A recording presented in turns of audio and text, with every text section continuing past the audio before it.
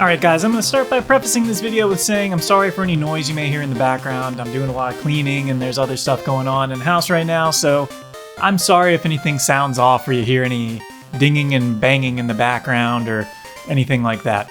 I'm also going to preface the video by saying that I've sat down to film this video 3 times now, and every time that I do it, I decide against it or something happens as I am recording it that makes what I was saying kind of pointless. This will finally be the one that I think I can actually publish. Now that all the controversy has mostly subsided around the Switch 2, I figured it was time for me not only to talk about the Switch 2, my impressions, what my intent is, if I'm going to get the console or not, as well as talk about my experience with the Switch 1, that launch, and the entire life cycle of the system. So some of you guys may have seen me watch the Switch 2 reveal direct, and while I was relatively impressed and excited by it, we've covered a lot of information, but that's all we have to share for today. No price. Just a bit longer for launch. Soon after, we discovered what the price was, and that was okay. And then a little while later, the pre-orders got delayed due to the awful political situation in my home country. And ever since, it's just been up and down with all sorts of interesting news about the Switch 2. And this game will be $80, this one will be $90, this one will come with the DLC, this one won't. This one's going to be just a code on a cartridge that you plug in and actually download the game. This one won't have the game on it, this will have part of the game. You're not going to get this, you're going to get this. It's been so much controversy around the console, the accessories, the games, and of course, pretty much every Nintendo YouTuber has been milking it dry. Which is fine if that's what people like, but me personally, I've never liked that kind of content. It doesn't make any sense to me unless you actually have something new to share or exciting. Why are we feeding into this loop of crap that nobody really cares about and just spinning that controversy up even more? I've never liked that, so I didn't want to participate in it unless I felt I actually needed to. And now that it's all subsided, here's my impressions. So the Switch 2 is going to be $450 or $500 if you get a bundle that comes with a digital copy of Mario Kart World, I believe it's called. Yeah, Mario Kart World. And I was really excited by Mario Kart World. I love Mario Kart 8 and 8 Deluxe. I played those so much, but they definitely need updates. And I was so excited to see all the changes and that we were basically getting like a Crash Team Racing style adventure mode in some fashion. And then they dropped that the price of the physical game was $80. And that was the first thing that really worried me. Because $450 for the console, honestly, seems fair to me. I would have liked $400, but I was expecting $450. A $500 bundle with the game, hey, that's also cool, but you know me, I'm a physical collector. I like to have something physical, even if the game isn't necessarily all on the cartridge or disc. I still like to have something that says, hey, you own this, and you put it on the shelf just to kind of show and remind me that I own it and that I can, download it if necessary. So I was pretty miffed that I have to pay an extra $30 just because I want a cartridge and a box on my shelf. And I know those cost money to produce, but they don't cost that much to produce. This is Nintendo essentially taking the piss out of its consumers. I don't know how else to say it. I mean, look, they tried to push this thing where they're like, oh, just give us time. Watch the Mario Kart World Direct. You'll understand why the game is $80. So I waited. I didn't get myself too upset, and I couldn't understand why they were saying that when they're planning on launching with a bundle that gives you the game at a discount of $30, basically. I watched the Direct, and I was thoroughly unimpressed. It's Mario Kart. It's the natural evolution of Mario Kart. In fact, I would say it's where Mario Kart should have been during Mario Kart 7 or 8. This isn't anything super innovative or new. It's just new for the franchise. But Nintendo is using those new features, as they call them, as an excuse to say, oh, this game's worth $80. That's not how this works. And I get it, development and all that, and inflation, as time has gone on and I get older, money is worth less, things cost more. But this is not an $80 game. It's just not. There are plenty of games that I would say I would consider, worth $80, that I've played in the past 5 years, just due to how much fun I got out of them and how much they cost to produce, to the companies that made them. But Mario Kart 8, to me, is not one of those things. I'm even more disappointed that they used the excuse of just wait for our Direct and we'll show you. So yeah, I'm a little bit miffed about that. I'm not super upset about the game card situation where they put the key code on a cartridge and then you download it that way. I actually think that is my preferred way if we have to go to this digital future. I don't mind them giving me an access key as long as that key will always work. Now, the thing that worries me about that is servers eventually go down. So will that game card key eventually become useful, 15, 20 years down the road, or will it be useless where, hey, Nintendo Switch 2 eShop is going down. Make sure you download your games off the key card, and after that, it becomes a piece of useless plastic. It really has me thinking, as much as I absolutely hate the idea of giving up my physical, media, is this the point where I just start to go digital? Am I going to buy a Switch 2 and buy all of my games digitally? Certainly it's convenient. Certainly it will make it easier for me to take it with me, but I love the artwork of physical games. So I don't know, it's something for me to think about, but I'm really just upset by it. It's a whole other discussion, right? As far as the launch lineup goes, I'm really excited about Mario Kart World. I will be picking it up, whether I have to buy a physical or a digital copy. I'm hoping I can get one of the bundles, but I'm planning on trying to pre-order one of the base consoles just because I think it's going to be easier to get that. I'm also very excited about Bravely Default coming to the Switch 2. I'm definitely excited to play that because I played it on the 3DS a long time ago and I didn't get very far into it, but I was having a lot of fun. And then I just remember I put it down and started playing something else. I think it was a situation where I bought a bunch of games at once and that one just got thrown to the wayside and I never touched it again and eventually sold it. So that's probably going to be the first game that I really dedicate myself to finishing on the Switch 2. So I'm really, really excited about Bravely Default coming to the Switch 2. I'm also really excited for the new Donkey Kong game, Donkey Kong Bonanza. I'm not a huge Donkey Kong fan. I really like the Donkey Kong game on Game Boy, the one where it's like a bunch of different stages for Donkey Kong as opposed to the classic arcade one. And I like Donkey Kong Country. It's okay. Never could get very far into Donkey Kong 64, but this looks right up my alley. It basically looks like, like Kirby Forgotten Land and Super Mario Odyssey kind of got together and then they said, hey, why don't we make one of these games for Donkey Kong? And it does look really cool. I'm really excited about it. It's different, which looks really cool. And we only have about a month to wait after launch to play that game. And I'm really excited about it. So overall, watching that Switch 2 Direct and seeing everything that's in it, I am very excited for the Switch 2, and I really hope I can get one at launch. If I do, I'll be doing some coverage on it. Definitely be talking about the games, probably do an unboxing and other things like that. But yeah, overall, I am excited for the Switch 2. I'm very glad that Nintendo made a decent call and decided not to raise the price of the console.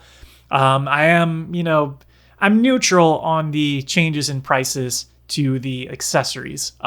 I don't need any of the accessories. If I get any of them, it would probably be the Pro Controller, which did see a $10 increase.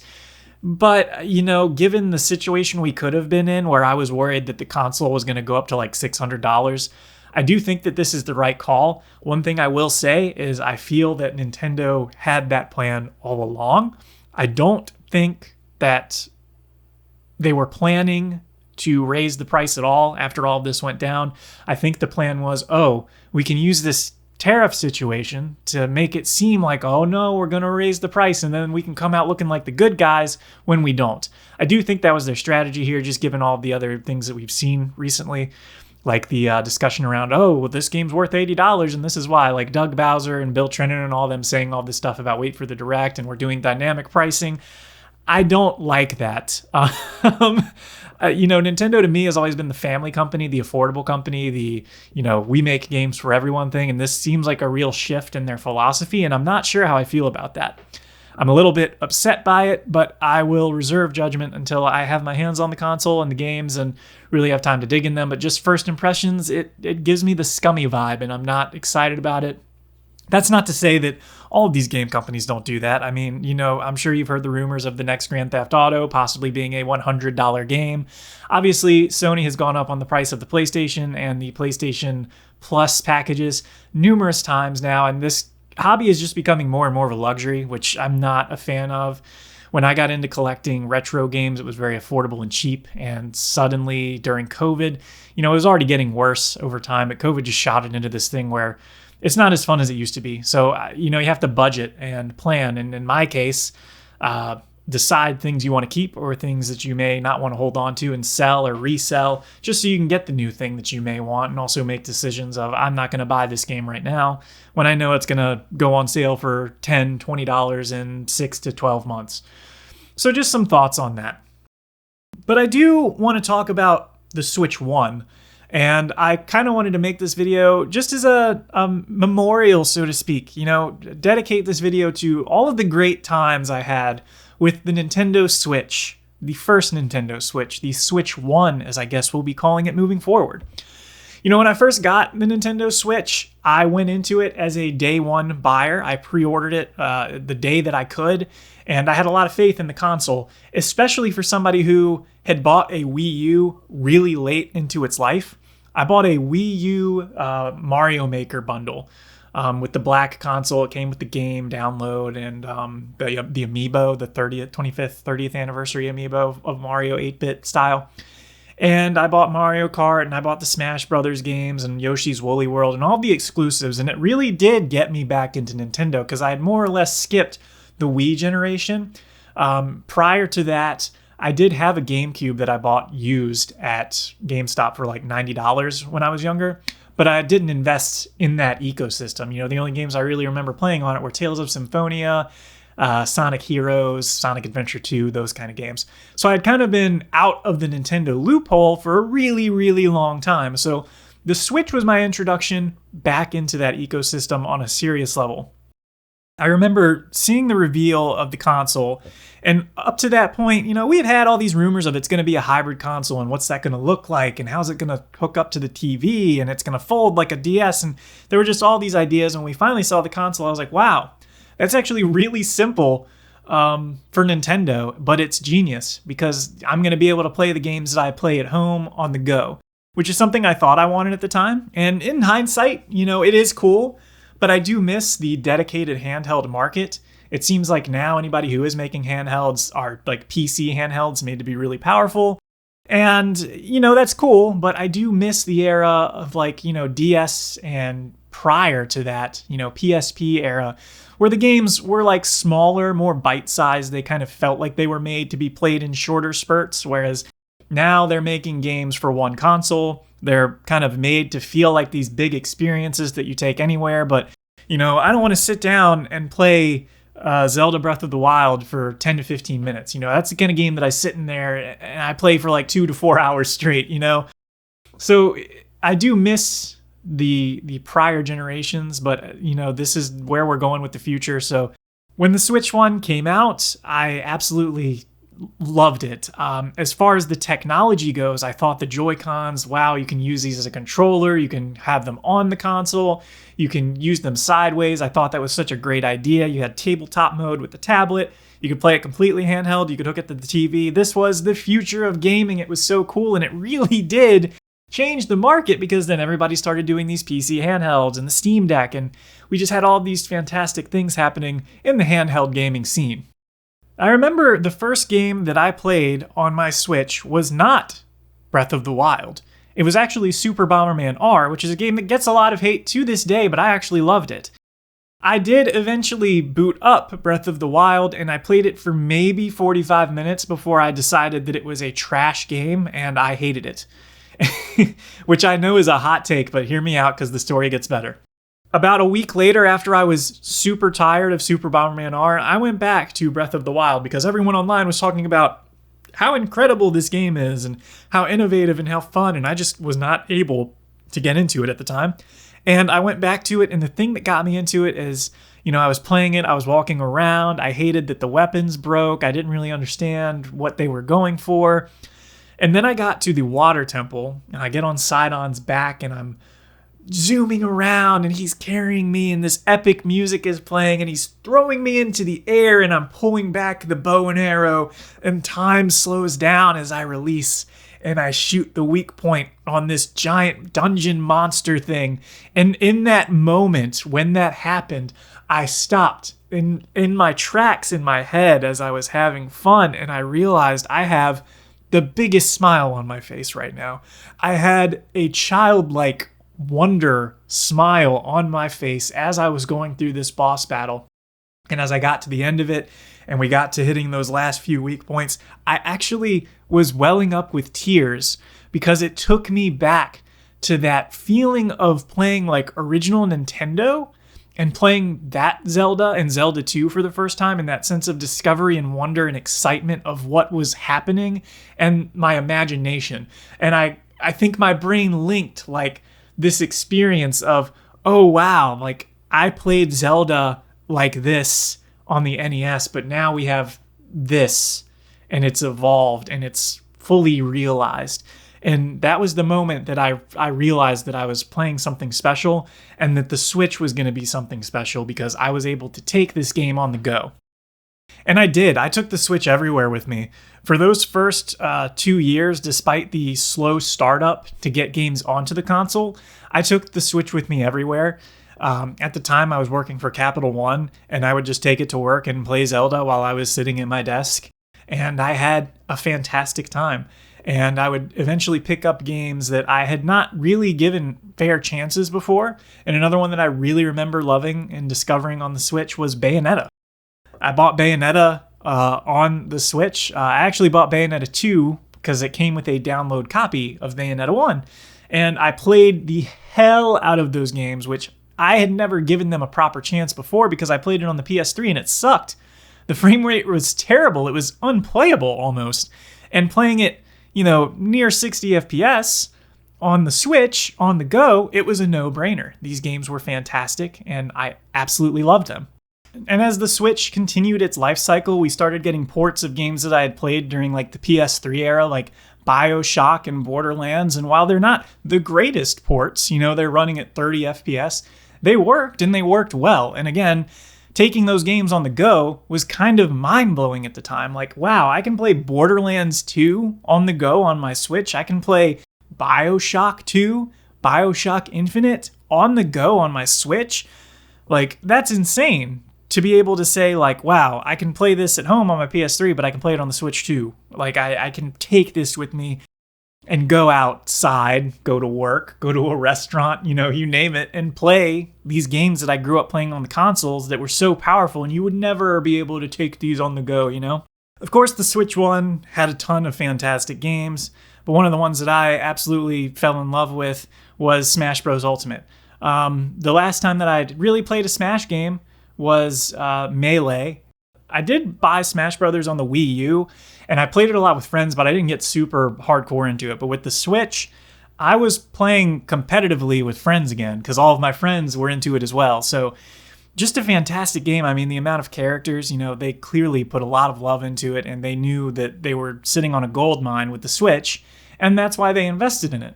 We got the Etrian Odyssey collection, there was Astral Chain, there was Downwell, Celeste, Cave Story Plus, a ton of indie titles, and I discovered so much thanks to the Switch and that console just kind of pushing me to try different things because now I could play them on the go, so why not give this a shot?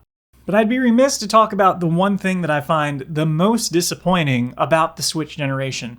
We had all of these fantastic games. We had a fantastic console. Nintendo was back in a golden era. There were tons of great games. Mario Odyssey, you name it. Mario Kart 8 Deluxe.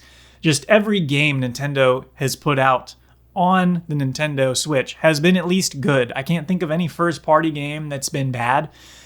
Tons of the exclusives also were really fun. But there's one thing that will forever just disappoint me about the Switch era, and that's the Pokemon games. With the exception of Pokemon Legends Arceus, which in itself is a good game, but still has its problems with its frame rate and its graphics, pretty much every Pokemon game on the Nintendo Switch is absolute garbage. It runs like garbage, it looks like garbage, it's got dumb mechanics, stupid designs, they don't run well, and that's just incredible to me that they fumbled that hard. Despite the games selling, because people will buy anything with the Pokemon name on it, they are the worst games in the Pokemon franchise if you compare them to any of the other games that came out prior. I'm even talking Generation 1, which has plenty of thousands of bugs, but they're still fun to play. When I load up Pokemon Scarlet and Violet, I want to puke at how awful they look and how poorly they run. I did not like Sword and Shield's, graphics either. It just ran very poorly in all the pop-in, and they just seem to have gotten worse as time has gone on, and I don't understand why we keep buying these games. But anyway, let me stop ranting. So what am I excited about between the Switch and the Switch 2? Well, I'm excited that I'm finally going to hopefully get games running at 60 frames per second, because that's been the one thing that I've really missed as time has gone on and the Switch has aged. I started playing it less because if I could get a game on the Switch or on my PS4 or PS5, I was usually going for the more powerful console simply because I wanted those higher frame rates.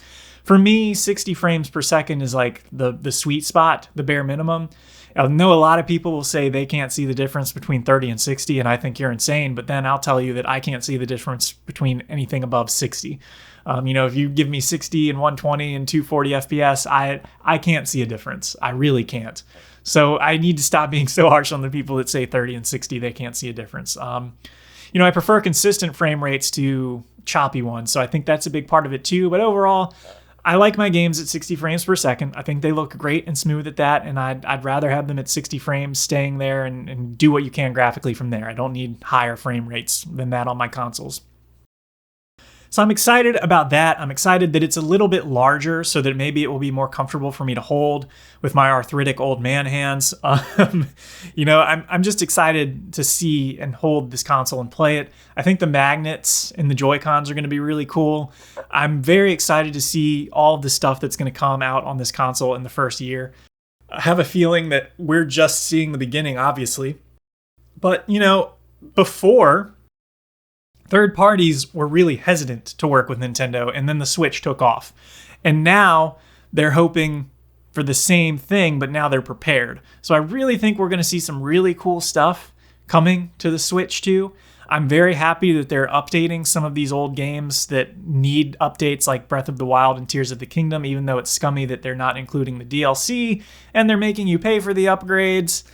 I can understand a $10 upgrade, but $10 plus $20 for the DLC, making Breath of the Wild, which is an 8-year-old game, $90 plus tax is probably closer to $100. That's just not cool.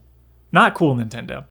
But overall, I am very excited about the Switch 2. I had a lot of good memories with the Switch 1. I remember I was, the only one of my friends that got it and believed in it early on, and I was the one that got to take it to my friends' houses and show it to my family and be like, this thing is fucking awesome, and show it to everybody, and everybody's like, oh wow, that is really cool. And that is how the Switch took off. It wasn't just the marketing, it was people like me who were early adopters taking it out into public and other people seeing it and being like, I want that, which is a genius marketing thing in itself that I'm sure Nintendo maybe planned for a little bit, but I don't think they expect it to be quite so successful.